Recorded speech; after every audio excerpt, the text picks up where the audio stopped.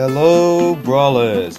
This is Bakugan HQ, and it's another day with the Brawlers. And this time, I'm not gonna be a little bit jokey because I have important people who are watching this, and they are the samurai senseis for the final part of the video. They personally asked me for if I could send this as an email to them, and also show this video, since I am pretty much like showing you guys what I love about my culture. And I just think I'm really grateful for them actually taking some time out of their busy schedule of training over many years to become a samurai, and it's just really astonishing and that they want to take this time out of their busy schedule to actually watch my videos. So, if you guys are currently watching my video right now, right at this very second, I want to thank you. This really means a lot to me, and my subscribers out there would probably would love to see you talk about it on the comments. So please enjoy.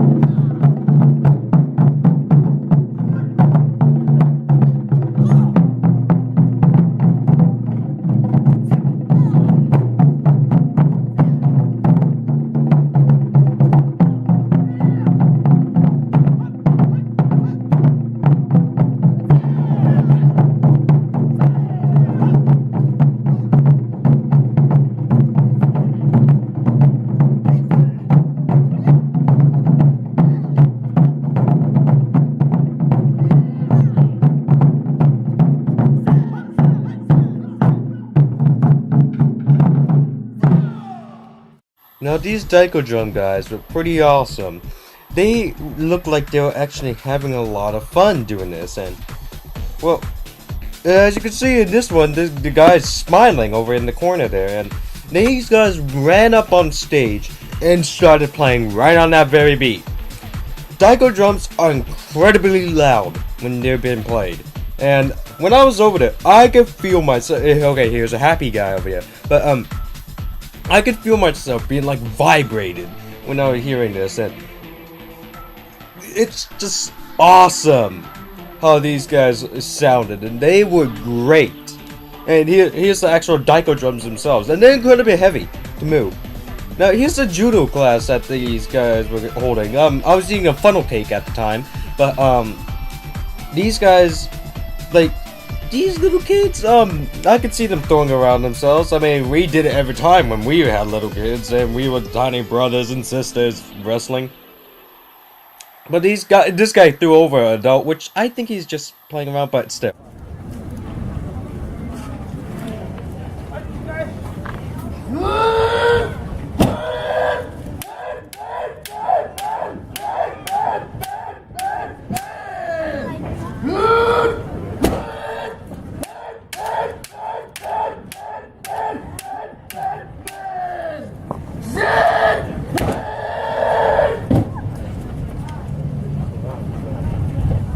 So this drill on a regular basis can go on anywhere from, let's say, 10 to 20 minutes, depending on the size of the group also. Okay, now what we're going to do is we're going to demonstrate just basic strikes. So just one step in, step back. Okay. So the first strike is going to be demonstrated to the top of the head, called man. Back. Okay, the next one there is going to be kote, to the wrist. Okay, the third one is going to be to the do, to the right side, miki do. So do all three in a normal practice.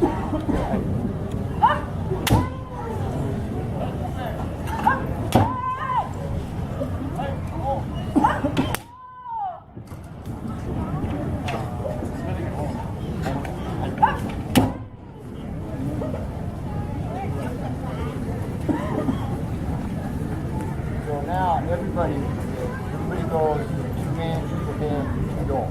Okay, everybody.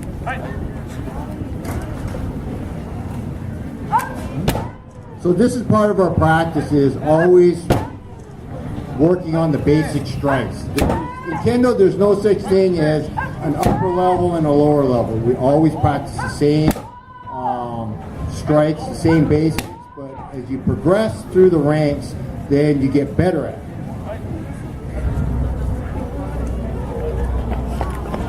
So this next drill we're going to do is called Kakari Geiko. It's where the upper level person is basically going to receive the strikes from the student side or the lower ranker, which is going to be supposed to be very quick.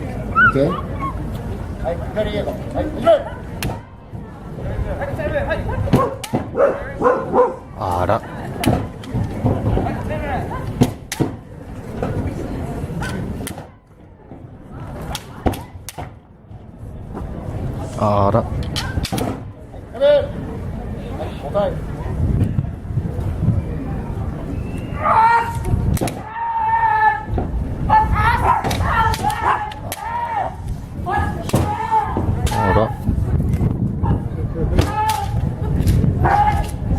And of course they get over the just on a small stage. And I can always tell them, safety comes first, nobody gets hurt. Hey, come in. That drill can go on for anywhere from, let's say, a duration of 30 seconds to a minute.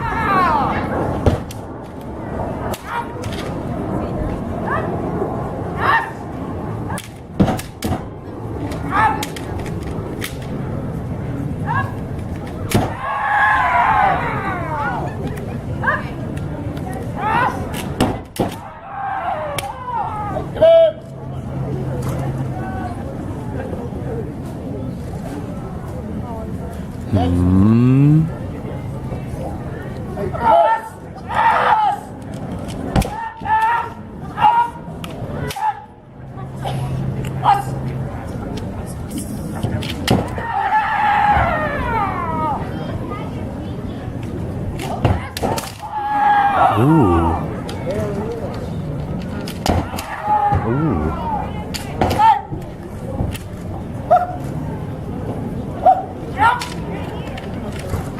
So now this is the point where in some kendo circles they would say they're playing kendo.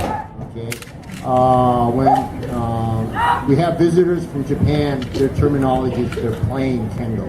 Okay, for whatever reason, I don't like that term, but that's what they say. And if you kind of like watch, they're actually playing. Okay.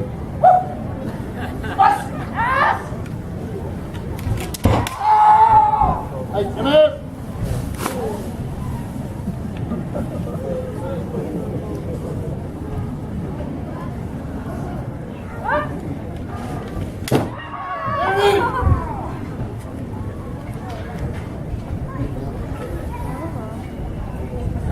Show buddy.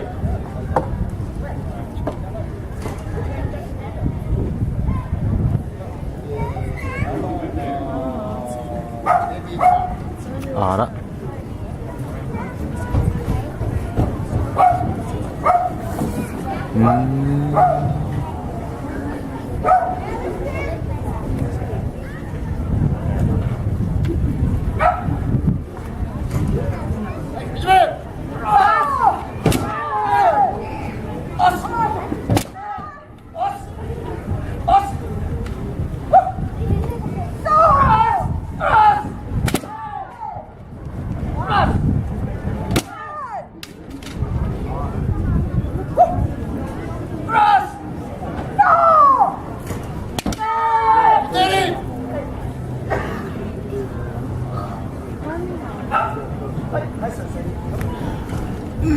Oh, my knee.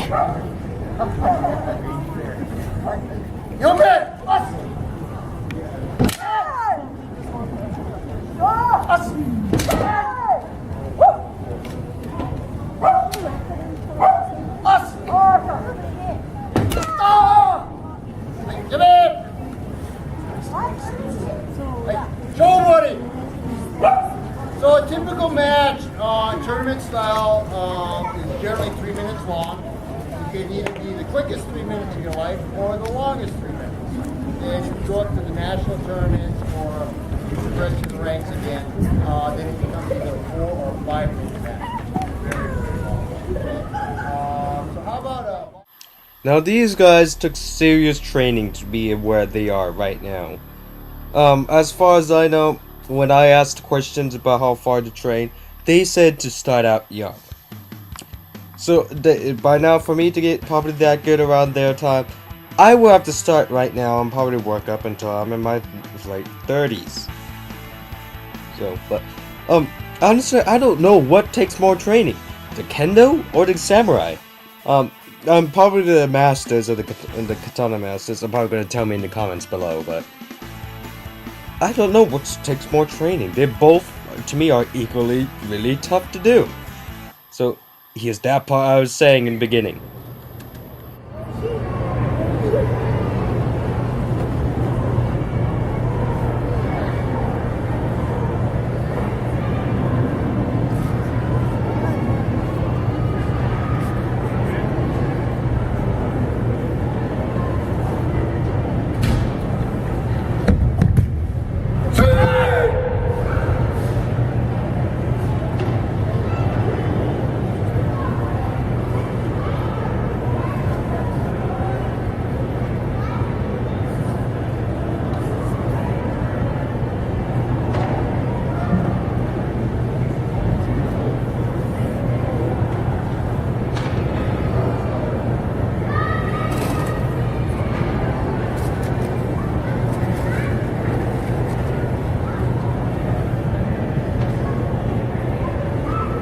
All of the katas have names. One's like heaven and earth, or rather poetical. The next one is kind of down to earth and descriptive. Forward number 1. This kata involves pursuing the attacker.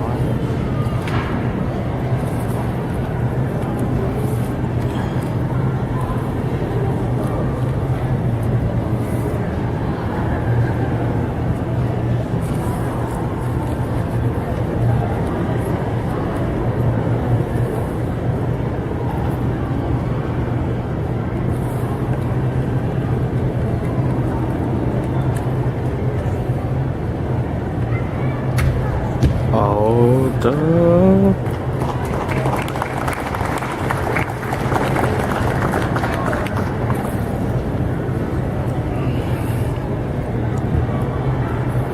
Went through it like butter.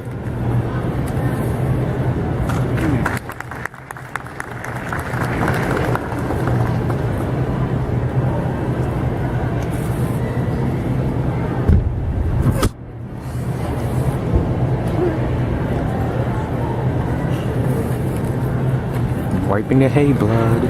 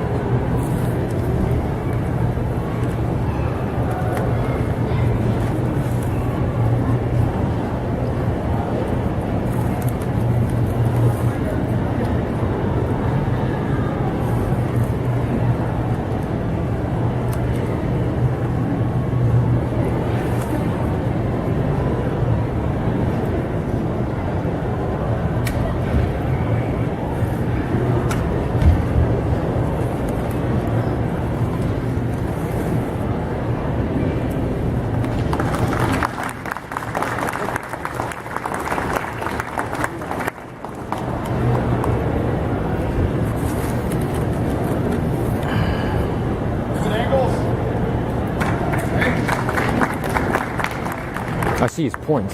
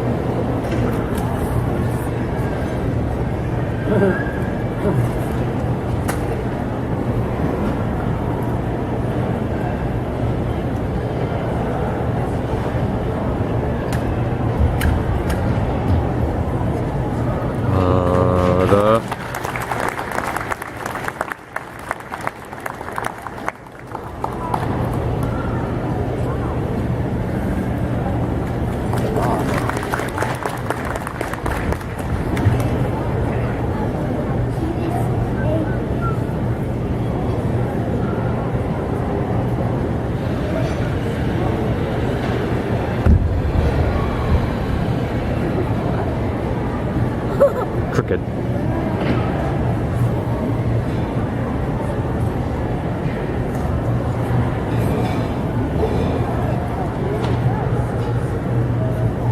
Sensei is now going to do a cut from a kata called Inexuma, lightning strike.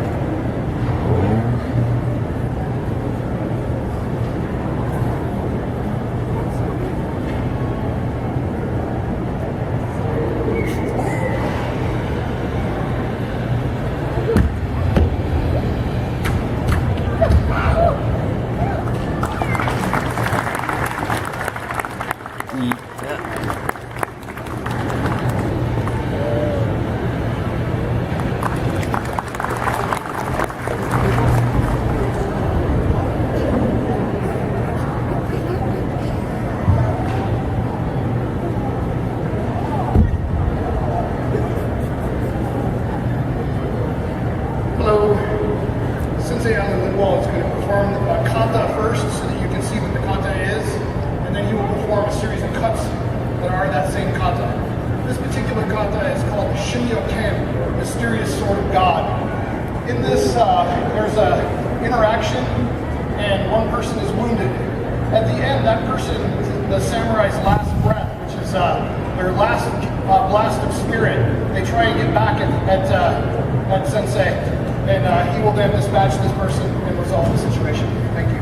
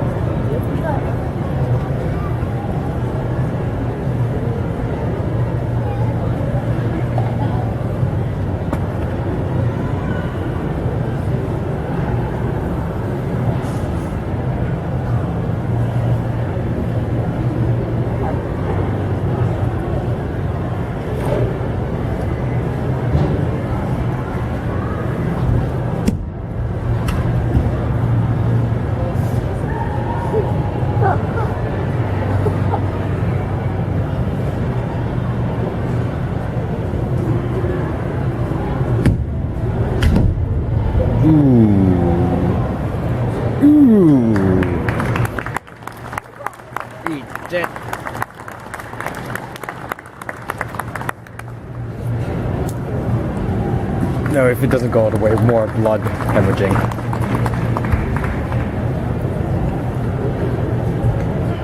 Once again, thank you very much for coming and staying indoors on this wonderful day and watching our demonstration. Stephen Yao will now bow himself out. Iaito is a dull edge that trains so that we don't cut our hand and cut out the saya. I would never do that. And then where you work to a live blade. Yeah. So how long does training go for you guys? So in general, you would use a boken or iaito for about 3-4 years or so, and then it's about a 5-year process to a black belt. Standard for martial arts in the United States. We test about once a year. We're not really big on rank per se. We're not trying to push rank in any way, but it's more about being able to have those skills. So, but there are a number of our students here, two of which are just about to go for their black belt. Alan Linwall Sensei and I both traveled to Japan to see Mochizuki Takashi Sensei and Fujishi, and we travel back and forth to get more knowledge from him. So, bring this fine tradition back to Seattle. So for the final one that came up there, what was the reason for like not cutting it through all the way? I think Sensei just missed that cut, to be honest with you. Yep. Yeah, it's testament to the fact that this is not an easy thing to do. This is in no way something that's simple. To get through these fibers, the whole technique is to have the back of the blade follow through with the front of the blade. If at any time that doesn't happen, it will stick. And it will not pass through. What is this? So this is tatami mat. If you go to a Japanese restaurant, you go to a tatami mat room, you'll see these mats as framed. Or like a martial arts dojo. They take them traditionally in Japan and strip them off of the frames to bring new ones in, and then they use the old ones. This is actually a new tatami mat. And as for the reason why they are wet? Yeah, that's exactly right. And as for the reason why they are wet? We soak them so that they have a density. When they're dry, they just don't have the density. This is actually kind of dense, like like a human arm. That's the reason why they use them. Yeah. Traditionally, tamashigiri was actually done on corpses to test the blade itself. In modern martial arts, what we do is we're testing the student rather than the sword. So. Well, if they use the dead corpse as the dummies, there's a reason why they're called dummies. My husband inherited one that needs a lot of work done. Is it a Japanese sword from Japan? I'm pretty sure it is. It came from his great-grandfather. Hi. So that one, there's only a couple of guys. If you take this and contact me, I can get that to you for sure. Okay, excellent. There's one guy. That's pretty heavy. Here Feel like how that like the should weight of it. trust you with that. Only one. There's one in Florida, And I don't mostly know- back in Japan. Yeah, and I'm pretty sure he got it in Japan, so I don't know. But Is that what you go do? Just first thing when like hand it to you, you want to go smell The it? guys in Japan are trying to repatriate those, so if it's a family blade, they want it to go back to that family. yeah, that would be great. Thank you. Absolutely. Thank you very much. So what do you do with this now that it's broken? We throw it out. Can I have it? Absolutely. I will warn you though that it does get stinky. Seriously, it does get stinky and moldy at home. So, Okay. That's throw it okay. out when it's done. Absolutely, please do. Thank you. Yeah, you bet. Thank you. Have a great day. Well, at least it's gonna have to. Thank you very much for coming. At least they're gonna have the realistic smell of a corpse. Yeah, right? Hi, how are you? Good. Like this.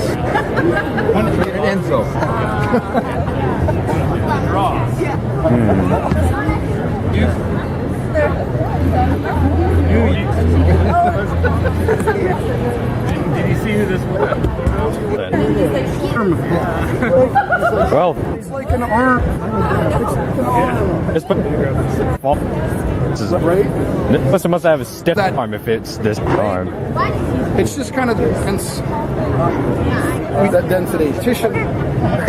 We will have composite one mat where we'll do a two. We'll add this mat roll. There's a mat roll. bowl. We'll put 3 dowel in the middle. Oh. Fade bone. Good. And then the ultimate is where you have bone inside and you have a t-shirt wrapped around it. So you have to get through the t-shirt and then all the way through this. There's a fable that says a katana can cut through 3 of these with just one hit. Oh yeah, I've cut through 3 of those many times in a row. There's a this particular school has tamashigiri kata. There's 34 of them. It's the only known style in the U.S. that actually has tamashigiri kata, and we have many forms for cutting. One of which is 3 of them, 4 of them at a time. The other is a mountain cut where you come up one, down the other, up the other, so there's a space in between, so it shows control in between the cuts. Right? We should figure out a way to make something out of these so you guys can cut it and Right? then we'll take the leftovers. Absolutely. And make something. I wish they didn't get so stinky at the end. Well, if you dried them out flat, maybe they wouldn't. If you get one that's cut on both sides, it does that. It has that wrap on both sides. It's pretty cool. Well, the new fashion where the samurais do it. Where did you get this? Where did you get this new rug? Oh, I got it from a samurai cutting it in half. Where do you get these? Where do you get them? We import them from Japan. There's a guy in California that imports them by the. I'm not spelling anything. I'm spelling the takoyaki that I ate. Tamashigiri.com. Right? Boop. Nope. This side works way better. One map. This is easy.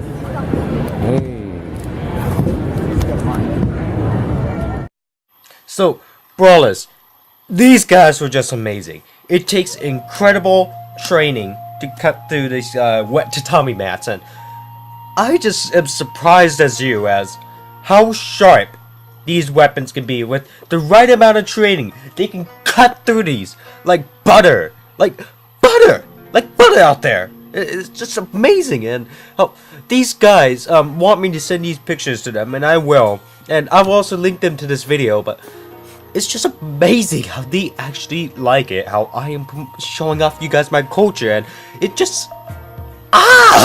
Man, this is just amazing right here.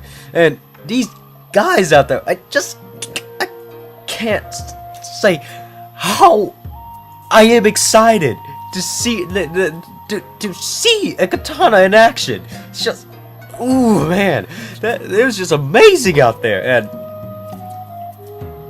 it's like this takes a lot of training, and they actually go to Japan and like trade off information and like training info and get these tatami mats and roll them up, wet them to simplify like human flesh, and if they wanted to, they could add something in the middle for like bone. And here's like a fountain here where there's a dog in there. Like, oh hey, look, it's raining. Oh, but that's beside the point. But these guys are just amazing out there, and I hope that if they are watching this that they are overjoyed as I am right now. It was just so exciting to watch them, and I hope you guys enjoyed it too, because you guys made it 33 subscribers. That is amazing, you guys, and I want to thank you from the deepest part of my heart over there. You guys just make this show possible. So I hope you guys enjoyed this. So remember, brawlers, you don't stop being a brawler because you grew old. You grew old because you stopped being a brawler. Like and subscribe to become a brawler today. This is me, signing off.